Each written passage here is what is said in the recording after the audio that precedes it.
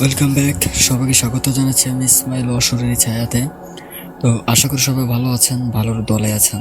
আমিও ভালো আছি আর ভালোর দলেই আছি। নতুন একটা ঘটনা যাব, আশা করি আমাদের সাথেই থাকবেন আর ঘটনাটা শুনবেন। আমরা ঘটনাতে চলে যাই। যেভাবে লেখা আছে আমি ঠিক সেভাবে পড়ছি। কিছু কিছু মালবাহী ট্রাক ঠিকঠাক তার গন্তব্যস্থলে পৌঁছে যায়, কিন্তু কিছু কিছু ট্রাক যারা তাদের গন্তব্যস্থলে পৌঁছতে পারে না, পৌঁছে যায় অশরীরীদের দেশে। তেমনই একদিন, দিনটা ছিল শনিবার। তার আগে বলি, আমার নাম সুমন, পেশায় একজন মালবাহী ট্রাক ড্রাইভার। আমি প্রায় 28 থেকে 30 বছর ধরে গাড়ি চালাই, কিন্তু এমন কোনো প্যারানর্মাল ঘটনা আমার সাথে আগে কোনোদিন ঘটেনি যেমনটা এবার ঘটেছে।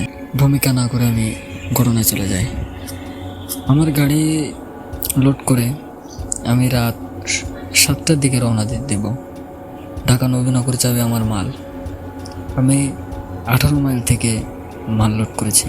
জায়গার নাম বলতে কোনো সমস্যা নাই। তো আমি যখন রূপসা পার হলাম, তখন কেমন আমার গাড়িটা লোড হয়ে গেল আচমকা।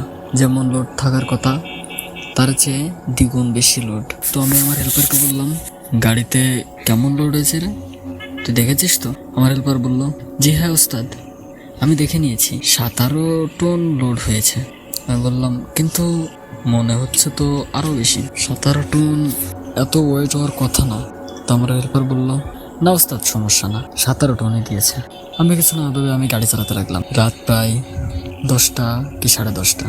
আগের থেকেই বলি, আমার একটা নেশা ছিল যে আমি স্মোক করতাম না, শুধু পান খেতাম। সেদিক থেকে আমি খুব ভালোই ছিলাম যে আমি স্মোক করতাম না। আমি আমার হেল্পারকে বললাম, দে তো একটা পান, কেমন ঘুম ঘুম আসছে। শীতকালে রাত, শীতকালে 10টা মানে বিশাল ব্যাপার। সে আমাকে পান দিলে আমি পান খেতে খেতে গাড়ি চালাতে লাগলাম।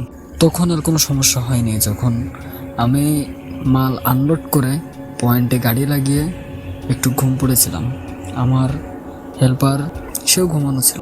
পরে আমাদেরকে ডাকা হলো যে গাড়ি লোড হবে।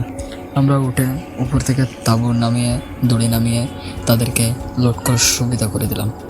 গাড়িটা যখন লোড হয়ে গেল, আমাদেরকে বলল, তাহলে এটা নিয়ে এবার তোমরা সিলেট যাবে।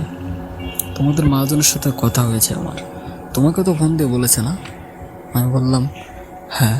তখনকার সময় যে আমি তখন আমার হেল্পারকে বললাম, চল তাহলে আমরা বেরিয়ে পড়ি। আমি একটা পান গালে দিয়ে বেরিয়ে পড়লাম দুজনে। সিলেট নামার পরে রাস্তায় কোনো সমস্যা হয়নি, কিন্তু ওই একটাই সমস্যা হয়েছিল যে গাড়িটা কেমন ওয়েট মনে হচ্ছিল বেশি, যেমন লোড হয়ে গিয়েছে বেশি।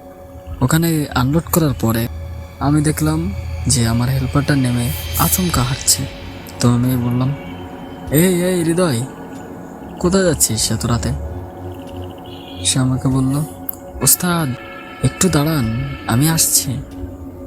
সেটা বলে সে হাঁটলো, কিন্তু আমি কিছু বললাম না তাকে। কিছুক্ষণ পর সে আসলো, কিন্তু এবার কেমন একটা অন্যরকম দেখাচ্ছিল তাকে। আমি বললাম, কিরে, আমার চোখ ফাঁকি দেখি সিগারেট খাস নাকি তুই, যে আমাকে এখানে রেখে তুই একা একা গিয়েছিস ওদিকে? আমার হেল্পার বলল, না, চলুন গাড়িতে চলুন। আমার হেল্পারের কেমন একটা ভয়েস অন্যরকম হয়ে গিয়েছিল, যেমন সে আমার দিকে রাগান্বিতভাবে কথা বলছিল, খুব ভীতিকরভাবে।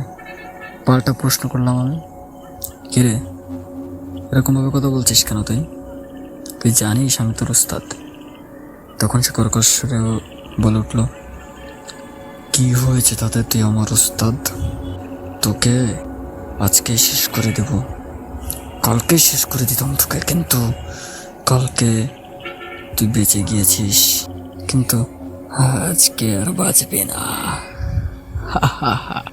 এসব শুনে আমি হয়ে গিয়েছিলাম। কি হচ্ছে? আমার হেল্পার তো আজ পর্যন্ত কোনোদিন আমার সাথে তুমি আমি করে পর্যন্ত কথা বলে না, আপনা আপনি করে কথা বলে। আজকে কি এমন হলো যে সে আমাকে তুই তুই করে কথা বলছে? আমি আবার বললাম, কিরে, তুই ভুলে যাচ্ছিস আমি তোর উস্তাদ। ভালো করে কথা বল, নাহলে কাল থেকে তোকে আমার সাথে আর নেবো না।